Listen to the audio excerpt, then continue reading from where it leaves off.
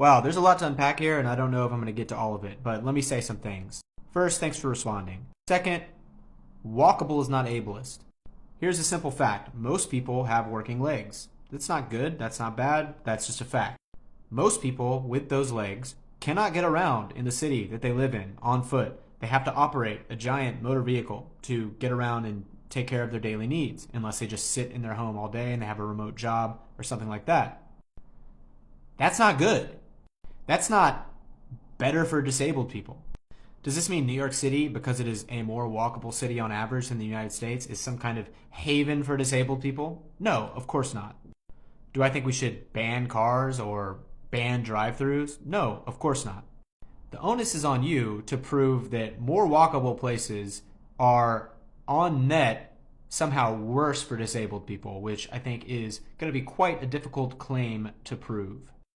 For my part, I have had disabled family members who were extremely lonely and stuck in suburbs and had a lot of issues with getting around because there was nobody around to drive them. They had nobody else. They were trapped in a little bubble because they were so reliant on vehicles to get around. I'll put it another way. You can have extremely walkable places which are also quite pleasant to drive in.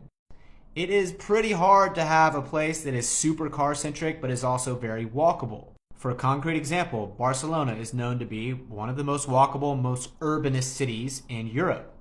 It's also one of the most wheelchair friendly.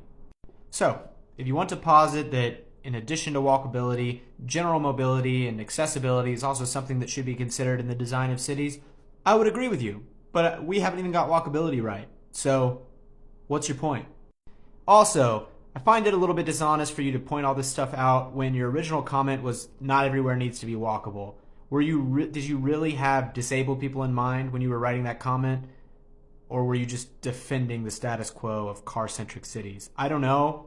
I'm not accusing you, but I find it a little hard to believe because you didn't mention disabled people at all. So anyway, thanks for responding. I hope that made sense.